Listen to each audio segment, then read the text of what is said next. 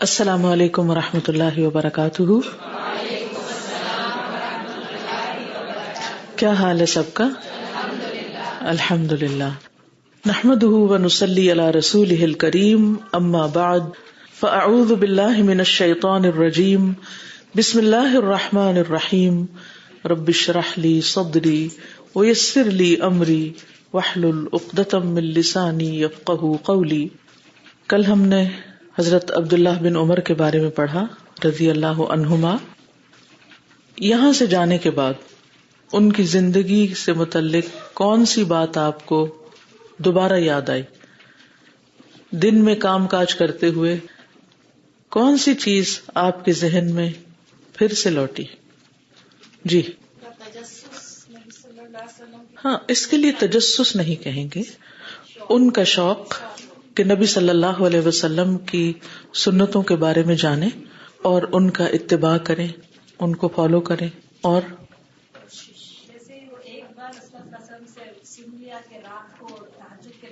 جی ایک بار جب انہوں نے نبی صلی اللہ علیہ وسلم کی یہ بات سن لی کہ عبداللہ بہت اچھا آدمی ہے اگر وہ رات کو نماز پڑھے، یعنی تہجد کی نماز کی طرف آپ نے توجہ دلائی ان کے خواب کی تعبیر کے طور پر. تو اس کے بعد ان کے بیٹے سالم کہتے ہیں کہ وہ ہمیشہ رات کو نماز پڑھتے تھے اور کم ہی سوتے تھے.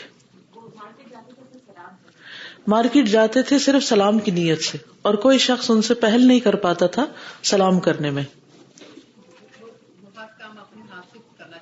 ہر کام اپنے ہاتھ سے کرنا پسند کرتے تھے.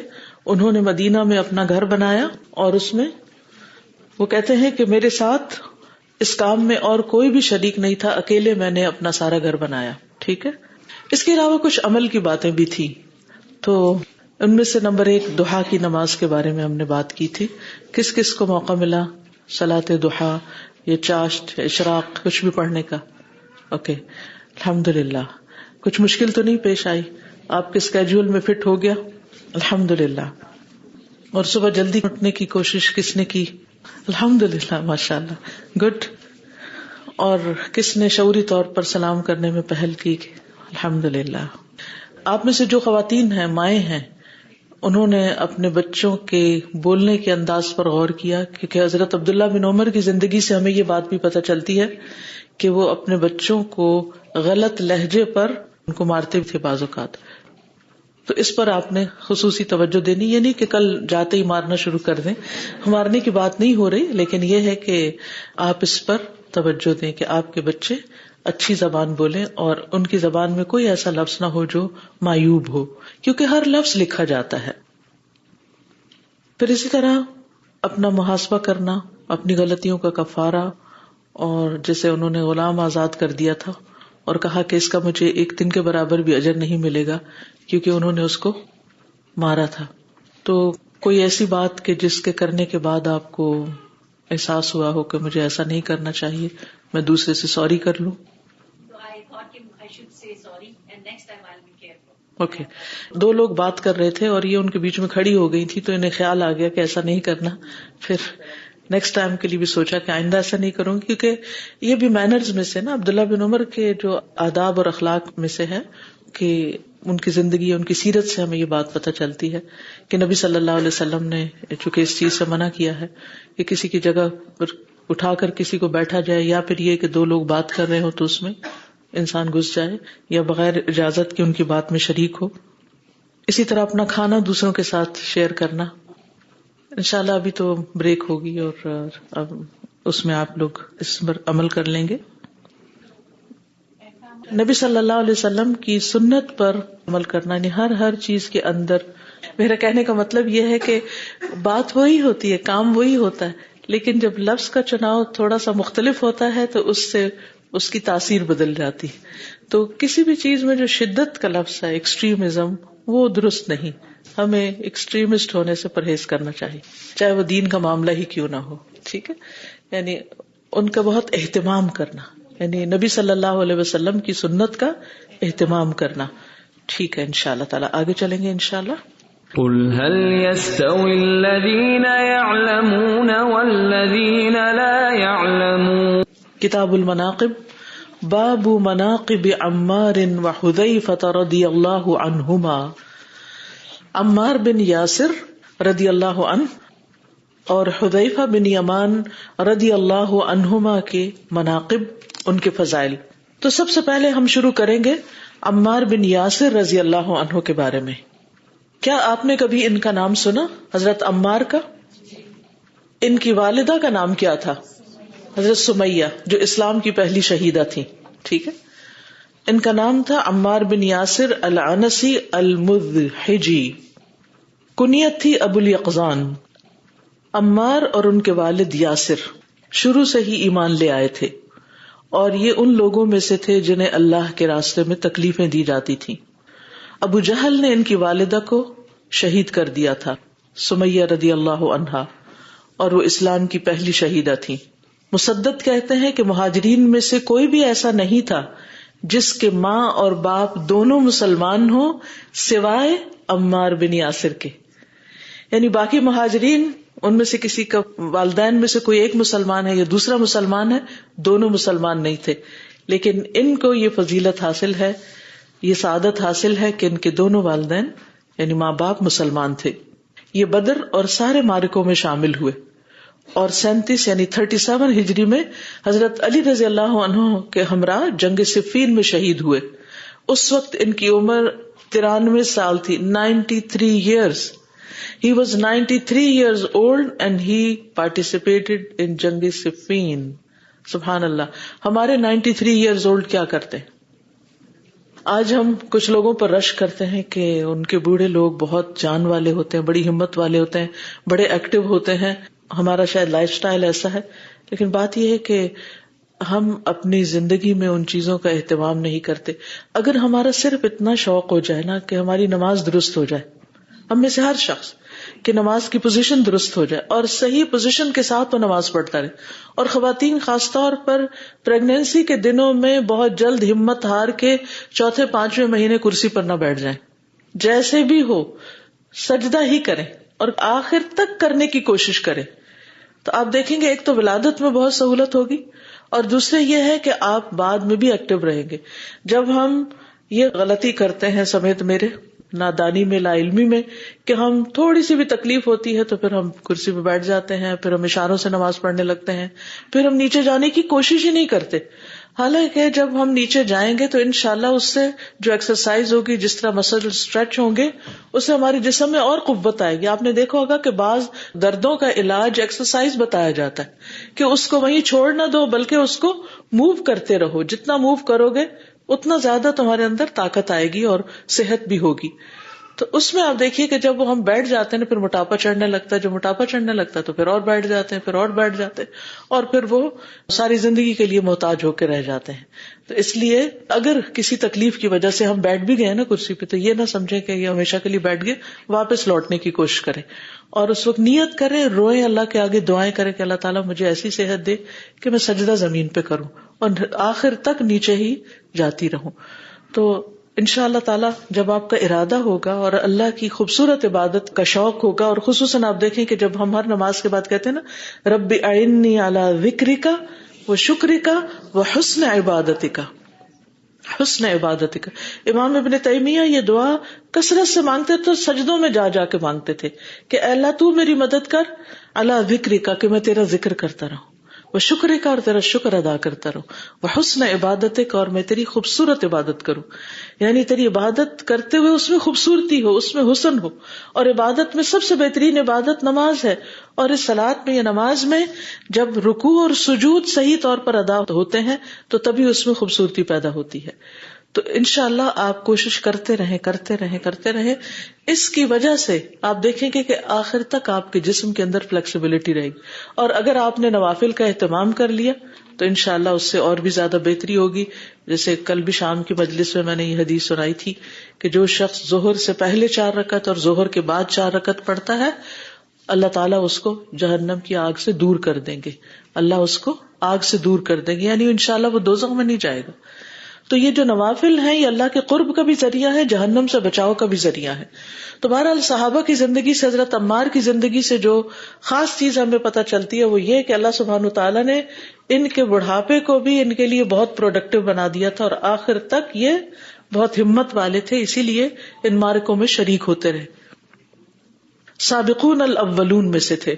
عمار بن یاسر کہتے ہیں کہ میں نے رسول اللہ صلی اللہ علیہ وسلم کو اس حالت میں دیکھا جب آپ کے ساتھ 5 غلام، 2 عورتیں اور ابو بکر صدیق رضی اللہ عنہم کے علاوہ کوئی اور مسلمان نہیں تھا.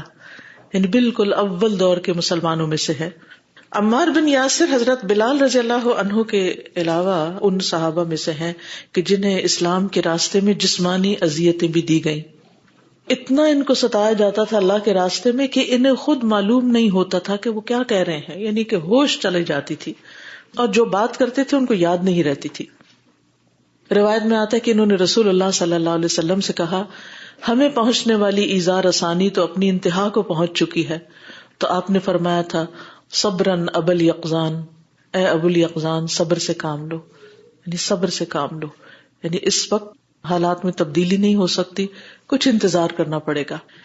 جابر سے مروی ہے کہ رسول اللہ صلی اللہ علیہ وسلم عمار اور ان کے گھر والوں کے پاس سے گزرے جب ان کو سزائیں دی جا رہی تھی. یعنی نہ صرف یہ کہ ان کو بلکہ ان کے پورے خاندان کو سزائیں دی جاتی.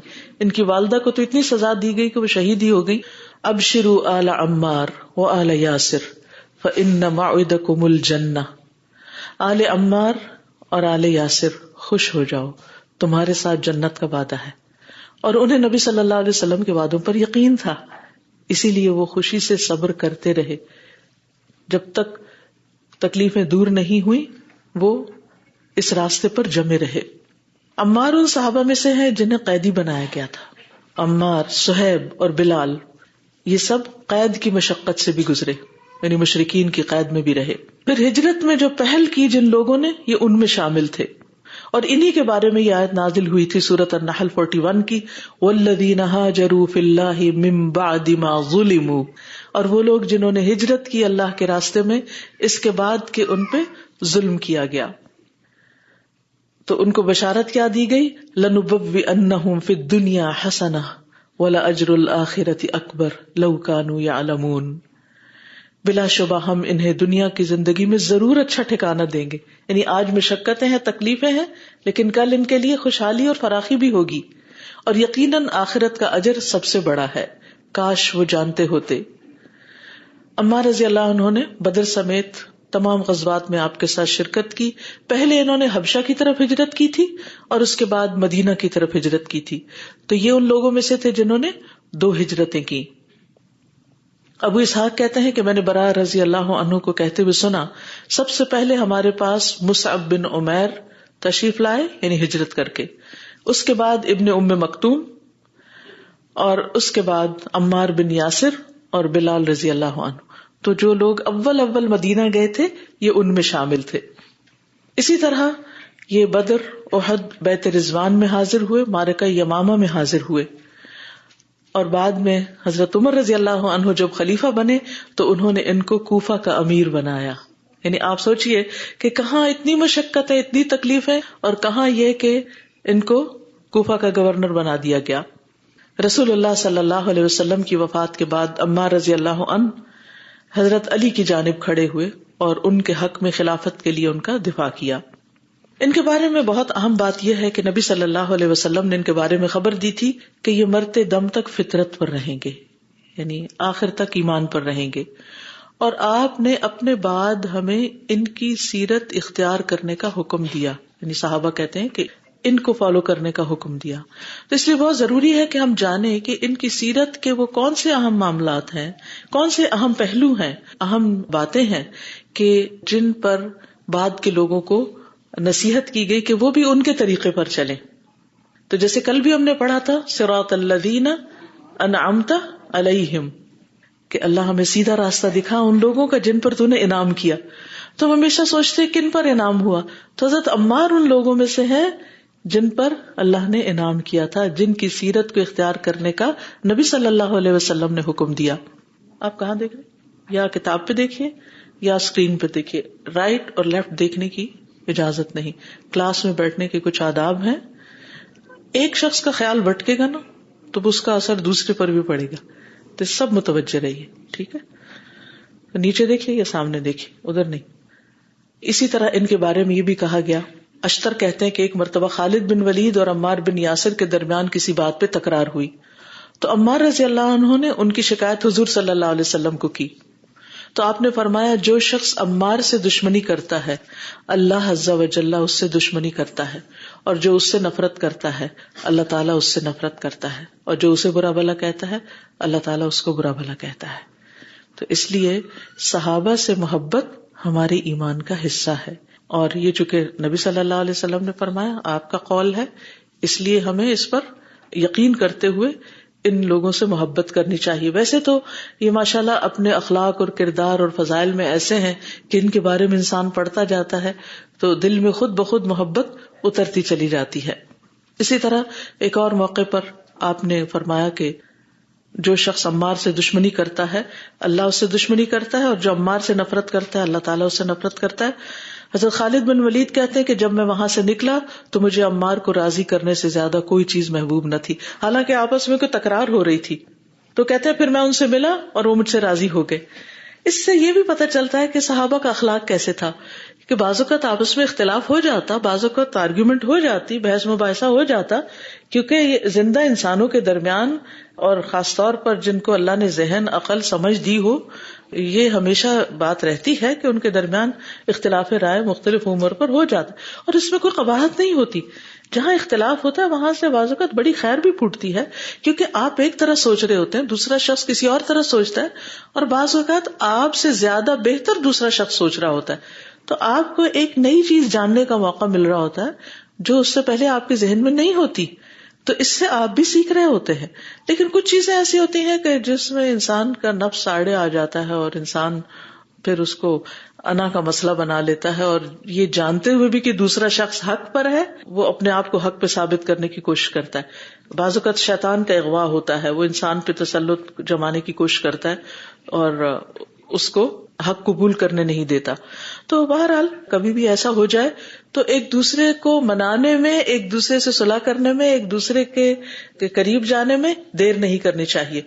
تو حضرت خالد بن ولید جو تھے انہوں نے کہا کہ اس سے زیادہ تو مجھے پھر کوئی بات محبوب ہی نہیں تھی کہ میں ان کو منا لوں, کیونکہ جو ان سے محبت کرے اللہ تعالیٰ اس سے محبت کرے گا. تو ان لوگوں کا اصل میں نقطہ نظر کیا تھا کہ ہمیں اللہ سبحانہ وتعالیٰ کی رضا حاصل ہو. تو جس شخص کو اس بات کی تلاش ہوتی ہے الا ابتغاء وجہ ربہ الاعلی, کہ وہ اپنے رب اعلی کے چہرے کے دیدار کی خاطر, اپنے رب کی رضا کی خاطر کوئی کام کرنا چاہتا ہے, تو اس کو بڑے سے بڑا مشکل کام بھی پھر آسان لگتا ہے اور وہ اس کو کر جاتا ہے. ان کے بارے میں نبی صلی اللہ علیہ وسلم نے یہ بھی فرمایا کہ ملئ عمار ایمانا الی مشاشہ, عمار مشاشہ تک ایمان سے بھرا ہوا ہے. پھر اسی طرح مناوی کہتے ہیں کہ ایمان عمار رضی اللہ عنہ کے رگو پے اور ہڈیوں میں اس طرح رچ بس گیا کہ اب اسے جدا کرنا ناممکن ہے. مشاشہ اصل میں نا نرم ہڈی کو کہتے ہیں, تو ایک ہوتی ہے نا سخت ہڈی, اور ایک ہوتی ہے اس کے اوپر نرم, جیسے کارٹلیج جیسے ہوتی. تو اب یہ ہے کہ ایمان ان کے رگو پے میں اس طرح سما گیا ہے کہ ان کی ہڈیاں تو کیا, ان کے خون اور ان کے جسم اور ان کے نرم حصوں میں بھی بھرا ہوا ہے, یعنی ایمان سے بھرے ہوئے ہیں یہ, اور اب ان سے ایمان کو جدا کرنا ناممکن ہے. اسی وجہ سے جب شدید تکلیفیں ان کو دی گئی تھی تو وہ اس سے ذرا بھی متاثر نہیں ہوئے کہ وہ ایمان کو چھوڑ دیں. اور فتح الباری میں ان کے بارے میں آتا ہے کہ یہ خوبی صرف اس شخص میں پیدا ہو سکتی ہے جسے اللہ تعالی شیطان مردود سے محفوظ فرما لے, ورنہ جس پر شیطان کا بس چلتا ہو پھر اس کو اسلام کے راستے میں, دین کے راستے میں, خیر کے راستے میں تھوڑی سی تکلیف بھی آتی ہے تو وہ پیچھے ہٹ جاتا ہے, وہ اللہ کا راستہ چھوڑ دیتا ہے. یہ بڑا مشکل ہے, میں نہیں کر سکتا, ہمت ہار جاتا ہے, کیونکہ شیطان انسان کو کمزور بناتا رہتا ہے, اس کے اندر وسوسے ڈالتا ہے, اس کو خوف دلاتا ہے. اسی طرح ایک اور حدیث میں حضرت عمار بن یاسر کے فطرت پر ہونے اور رہنے کی گواہی نبی صلی اللہ علیہ وسلم نے دی کہ ابو الیقظان فطرت اسلام پر ہے اور اس کو مرنے تک یا انتہائی بوڑھا ہونے تک نہیں چھوڑے گا, یعنی ایمان یا اسلام اس کو نہیں چھوڑے گا. پھر اسی طرح حضرت علی سے روایت ہے کہ عمار بن یاسر حاضر ہوئے اور نبی صلی اللہ علیہ وسلم سے اجازت چاہی تو آپ نے فرمایا اسے آنے دو، مرحبا اس شخص کو جو پاک ہے اور اسے پاک بنایا گیا. نبی صلی اللہ علیہ وسلم اپنی وفات تک ان سے محبت کرتے رہے. ابو نوفل کہتے ہیں کہ موت کے وقت عمرو بن العاص پر شدید گھبراہٹ طاری ہو گئی تو ان کے بیٹے عبداللہ ابن عمرو بن العاص نے ان کی کیفیت دیکھی اور پوچھا، اے ابو عبداللہ یہ گھبراہٹ کیسی ہے؟ حالانکہ رسول اللہ صلی اللہ علیہ وسلم آپ کو اپنے قریب رکھتے تھے، آپ کو مختلف ذمہ داریاں سونپا کرتے تھے.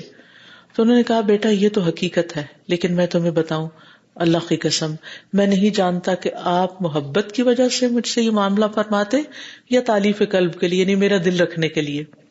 البتہ میں اس بات کی گواہی دے سکتا ہوں کہ دنیا سے رخصت ہوتے تک وہ 2 آدمیوں سے محبت کرتے تھے، ایک سمیہ کے بیٹے عمار سے اور ایک ام عبد کے بیٹے عبداللہ بن مسعود سے. ان 2 سے آپ کی محبت آخری دم تک تھی.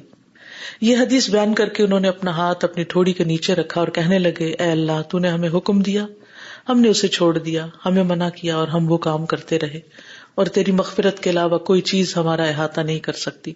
اور آخر تک یہی کلمات کہتے رہے یہاں تک کہ فوت ہو گئے، یعنی اپنی غلطیوں کا اعتراف کرتے رہے. بہرحال انسان ہے، صحابہ کرام کا مقام بہت بلند ہے، اور کسی انسان کی بلندی صرف اس میں نہیں ہوتی کہ وہ ہمیشہ اچھے ہی کام کرے، اس کی بلندی اور اس کی خوبی اس میں بھی ہوتی ہے کہ وہ اپنی غلطیوں کا اعتراف کرے، اپنی کمزوریوں کا اعتراف کرے.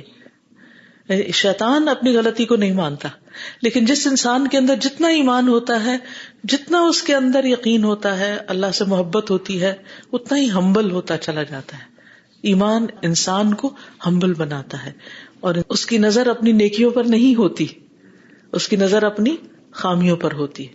ہم سب بھی اپنے بارے میں غور کریں کہ ہمارا دھیان زیادہ تر اپنے بارے میں کس چیز پر ہوتا ہے، اپنے بارے میں ہم کیا سوچتے ہیں.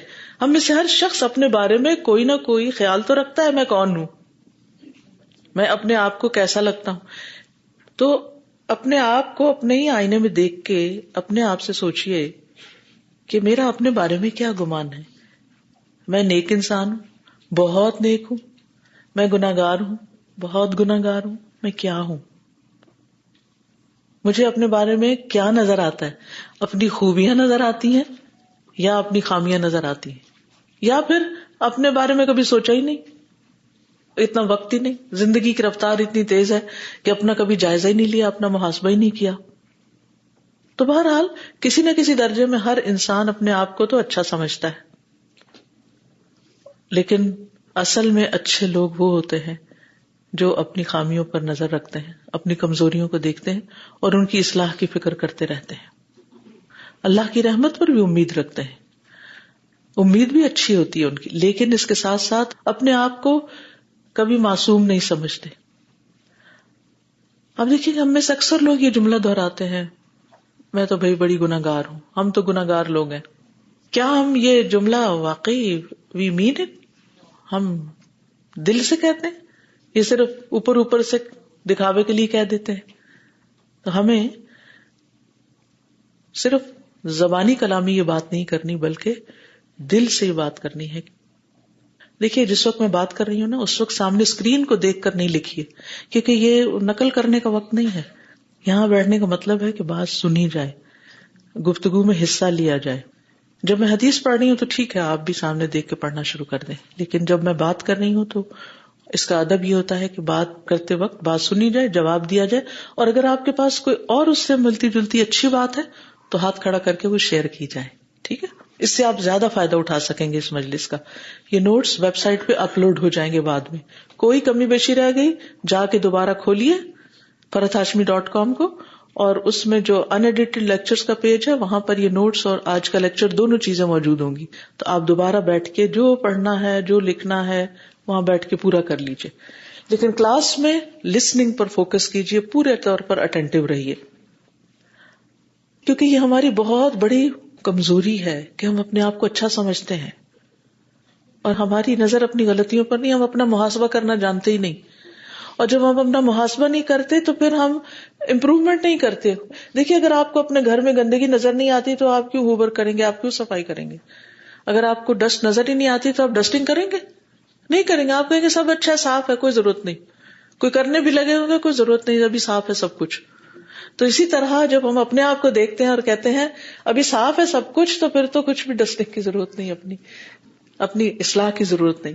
تو ہمیں اپنے محاسبے کی بھی ضرورت ہے، اپنی کمی بیشی کو بھی جاننے کی ضرورت ہے، اور پھر اس میں سے ایک ایک چیز پر ورک کرنے کی ضرورت ہے کہ ہم کیسے امپروو کر سکتے ہیں، کیسے بہتر ہو سکتے ہیں، کیسے اور چمک سکتے ہیں. کیونکہ اللہ تعالیٰ نے ایمان والوں کی صفت یہ بتائی ہے کہ اللہ نے ایمان کو ان کے دلوں میں سجا دیا ہے. وَزَيَّنَهُ فِي قُلُوبِكُمْ. تو کیا ایمان ہمارے دلوں کی زینت بن چکا ہے؟ کیونکہ جب ایمان دلوں کی زینت بن جاتا ہے تو انسان کا دل خوشی سے بھر جاتا ہے، انسان کے اندر ایک خاص قسم کی روشنی ہوتی، اس کو زندگی میں اپنا راستہ نظر آنے لگتا ہے.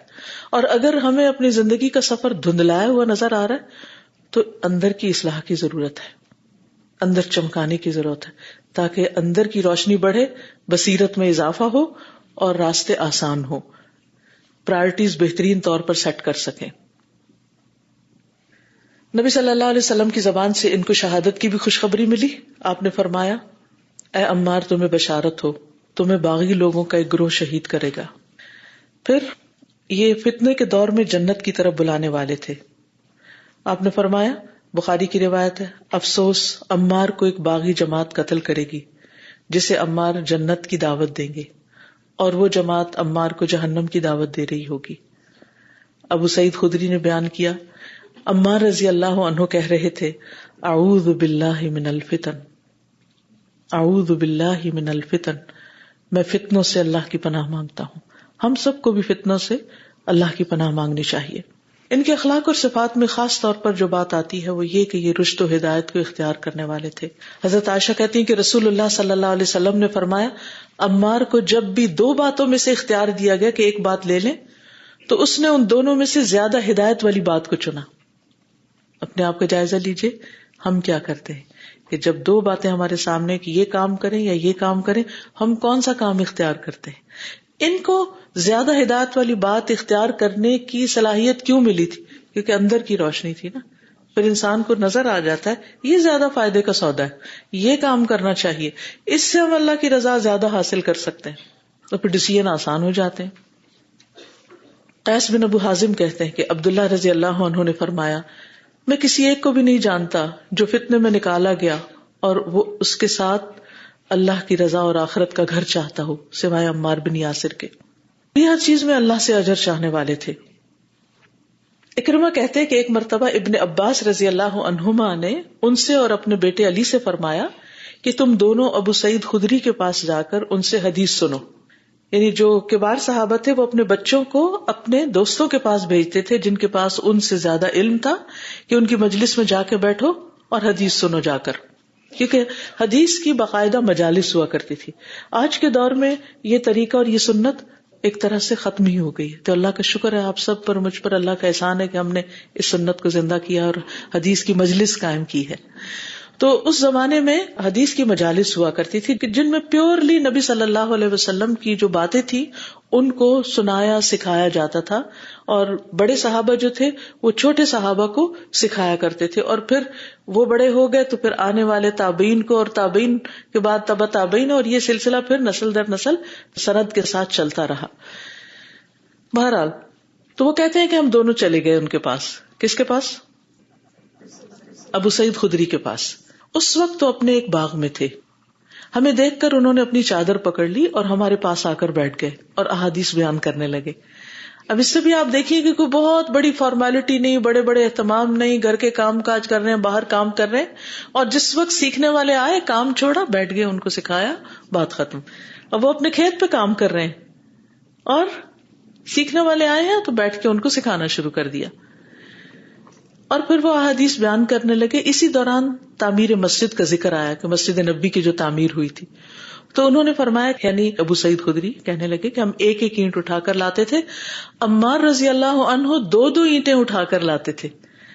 کہتے ہیں رسول اللہ صلی اللہ علیہ وسلم نے انہیں دیکھا تو ان کے سر سے مٹی جھاڑنے لگے، حضرت عمار کے سر سے، اور فرمایا، عمار تم اپنے ساتھیوں کی طرح ایک ایک اینٹ اٹھا کر کیوں نہیں لاتے؟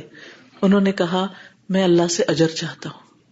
اب دیکھیے جو کام اللہ کی خاطر کیا جاتا ہے اس میں خود بخود کوالٹی بہتر ہو جاتی. پھر آپ کو کہنا نہیں پڑتا کہ ایکسٹرا ٹائم لگاؤ یا ایکسٹرا کام کرو. پھر انسان جب کوئی کام اللہ کے لیے کرتا ہے اسے جاب سمجھ کے نہیں کرتا, خصوصاً دین کا کام. اس کو اللہ سے اجر چاہیے. وہ ایک کی بجائے 2 کام بھی ایک وقت میں کرنے کو تیار ہوگا کیونکہ اسے اللہ سے اجر چاہیے. اب حضرت عمار کو کسی نے نہیں کہا تھا کہ تم زیادہ کام کرو, لیکن وہ ان کے اپنے اندر کی آواز تھی. نبی صلی اللہ علیہ وسلم کے فرمان کو یاد رکھنے والے بھی تھے. ابو الیقظان نے ایک مرتبہ نہایت مختصر اور مؤثر خطبہ دیا. تو واصل بن حیان کہتے ہیں کہ جب وہ ممبر سے اترے تو ہم نے کہا اگر تھوڑا سا وقت اور لگا لیتے, یعنی ذرا اور بات ہمیں سنا دیتے. انہوں نے کہا میں نے رسول اللہ صلی اللہ علیہ وسلم کو فرماتے ہوئے سنا ہے کہ آدمی کا نماز کو لمبا کرنا اور خطبے کو مختصر کرنا اس کی سمجھداری کی علامت ہے. بس نماز کو لمبا کرو, خطبہ مختصر کرو, کیونکہ بعض بیان جادو اثر ہوتے ہیں. اور ہمارے ہاں عموماً جمعے کے خطبے بہت لمبے اور نماز 2 منٹ میں ختم. اور یہ ایک ٹرینڈ بن جاتا ہے نا کہ بہت باتیں کرنا مگر عبادت میں دل نہ لگنا. یعنی ایک سمبل بھی ہے نا جمعے کی نماز جس میں دونوں چیزیں, تعلیم بھی ہے اور عبادت بھی ہے. اس میں آپ دیکھیے کہ کس چیز پر فوکس زیادہ ہونا چاہیے. لیکن یہ باتیں ساری تو عمل کے لیے ہے نا, اور اگر یہ ساری باتیں کر کے اٹھ کے ہم کریں کچھ بھی نہ تو پھر فائدہ نہیں ہے. پھر اسی طرح معاملہ فہم بھی تھے. ان کی فقاہت کے بارے میں آتا ہے, شعبی کہتے ہیں عمار رضی اللہ عنہ سے ایک مسئلے کے بارے میں پوچھا گیا تو انہوں نے وضاحت طلب کی. کیا یہ مسئلہ درپیش ہو چکا ہے؟ لوگوں نے کہا نہیں. تو آپ نے جواب دیا سے چھوڑ دو, جب پیش آئے گا تو دیکھ لیں گے اور تمہیں اس کا حکم بھی بتا دیں گے. یعنی لو کانیات جن کو کہتے ہیں نا, لو کانیات. لو کانیات کا مطلب کیا ہوتا ہے؟ لو کانا, اگر ایسا ہو جائے تو پھر کیا کریں گے, اگر ایسا ہو تو پھر کیا کریں گے, اگر یوں ہو تو کیا کریں. لوگ بعض اوقات جب کوئی عالم یا کوئی پڑھا لکھا یا کوئی دیندار شخص نظر آ جاتا ہے تو اس سے اسی قسم کے سوال کرنا شروع کر دیتے, ان مسائل کے بارے میں پوچھتے جن کا ان کی زندگی سے کوئی تعلق نہیں ہوتا, بس ایسے بحث برائے بحث یا ایسے یعنی تفریح کی خاطر چلو کسی سے کوئی سوال کر دیں.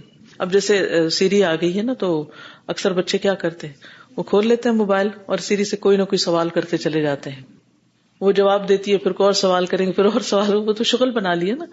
تو چلے ایک لحاظ سے اچھا ہی, اگر اچھے سوال کرے تو اچھی معلومات ان کو مل رہی ہیں. لیکن آپ دیکھیے کہ جب ہم انسانوں کے درمیان بیٹھ کر اسی قسم کی باتیں کرتے ہیں تو یہ بھی وقت کا ایک طرح سے ضیاع ہوتا ہے. اللہ یہ کہ آپ کی زندگی میں کوئی مسئلہ پیش آنے والا ہے تو آپ اس کے بارے میں رہنمائی لے سکتے. مثلاً کسی بچی کی شادی ہونے والی ہے تو وہ کہتی ہے کہ شادی کے بعد مجھے کس طرح کا طرز عمل اختیار کرنا چاہیے, مجھے اس بارے میں کوئی نصیحت کی جائے, تو اس کو نصیحت کی جا سکتی. لیکن عام روزمرہ زندگی میں جو کوئی مسئلہ پیش ہی نہیں آیا اس کے بارے میں سوال کرنا جو ہے یہ کوئی سمجھداری کی بات نہیں. پھر اسی طرح یہ ہے کہ بہت سادہ مزاج تھے. ان کے بارے میں عبداللہ بن ابو حذیل کہتے ہیں میں نے عمار رضی اللہ عنہ کو 1 درہم کے بدلے راشن خریدتے ہوئے دیکھا, پھر انہوں نے راشن اپنی کمر پر اٹھا لیا, حالانکہ اس وقت وہ کوفہ کے امیر تھے, یہ کوفہ کے گورنر ہیں, جا کے خود اپنی گروسری کر رہے ہیں اور گروسری کر کے خود ہی اٹھاتے ہیں, لاتے ہیں اور لے جاتے ہیں. آج آپ دیکھیے یہ اخلاق کس میں پایا جاتا ہے, یہ ٹریٹس, یہ خوبیاں, یہ سب کچھ اوروں نے سیکھ لی اور ہم اپنے ہی تکبر میں اور بڑا بننے میں ہو گئے کہ چھوٹے چھوٹے کام اپنے ہاتھوں سے کرنے کو اپنی شان کے خلاف سمجھنے لگے. تو کل بھی ہم نے پڑھا تھا کس کے بارے میں, عبداللہ بن عمر کے بارے میں. کیا خوبی پڑی تھی ان کی کہ اپنا کام اپنے ہاتھ سے. اور یہاں ہم دیکھتے ہیں کہ عمار بن یاسر بھی کوفہ کے امیر ہیں, وہ ایک اشارہ کرتے تو لوگ دوڑے آتے ان کی خدمت کے لیے, لیکن اپنے کام کو انہوں نے اپنے ہاتھ سے کرنا پسند کیا. پھر اسی طرح یہ کہ کم گفتگو کرنے والے تھے, کم بات کرتے تھے اور زیادہ خاموش رہتے تھے. کم گفتگو جو ہوتی ہے وہ حکمت اور سمجھداری کی علامت ہوتی ہے. جب انسان بہت زیادہ باتیں کرتا ہے تو بعض اوقات وہ عمل میں پیچھے ہوتا ہے. ان کی وفات جنگ صفین کے موقع پر ہوئی 37 ہجری میں. ان کی عمر 91 یا 93 سال تھی, 93 ایئرز. حضرت علی نے ان کو اپنے سینے پہ اٹھایا, انہوں نے اور مسلمانوں نے ان کی نماز جنازہ ادا کی اور ان کو پھر ان کے کپڑوں میں ہی دفن کر دیا گیا. تو بہرحال یہ تھے عمار بن یاسر رضی اللہ عنہ. اگر آپ کچھ کہنا چاہیں تو کہیے, ورنہ پھر میں آگے حضرت حذیفہ کے بارے میں کچھ باتیں کر کے حدیث پڑھاؤں گی انشاءاللہ. کوئی بات آپ ایڈ کرنا چاہیں, شیئر کرنا چاہیں, کوئی چیز جو آپ نے سیکھی ہو ان کی زندگی سے. یہ جو آپ کو سمجھ آ رہی ہو. جی بولیے. بالکل. یعنی نبی صلی اللہ علیہ وسلم کی جو صفات تھیں اور جو آپ کا اخلاق اور خوبیاں تھیں وہ ان لوگوں میں ریفلیکٹ کرتی تھی، اور پھر آپ کے بعد یہ لوگ دوسروں کے لیے رہنمائی کا ذریعہ بنے. انہوں نے بہت اچھی بات کی. کہتی ہیں کہ نبی صلی اللہ علیہ وسلم نے جب ان کے بارے میں فرمایا کہ میرے بعد ان کو فالو کرنا ہے، تو ہمیں تو ان کے بارے میں کچھ پتہ ہی نہیں ہے، یعنی ہم جانتے ہی نہیں ہے کہ تو پھر کیا فالو کریں گے. اسی وجہ سے ان کی زندگیاں کچھ اور، ہم کچھ اور، ہم اور چیزوں کو دیکھ کر ان کو دیکھ کے ان کو فالو کرتے رہتے ہیں. اپنی زندگی عجیب کھچڑی بن جاتی ہے. یعنی عموماً ہم جذباتیت میں یا تو کسی سے بہت محبت شروع کر دیتے ہیں یا بہت نفرت شروع کر دیتے ہیں، اور بعض اوقات کسی اچھے بھلے نیک انسان سے خواہ گرج رکھ بیٹھتے ہیں کہ اس نے فلاں موقع پہ میری بات نہیں سنی تھی، یا فلاں موقع پر مجھے ڈانٹ دیا تھا، یا فلاں موقع پر میری اصلاح کر دی تھی.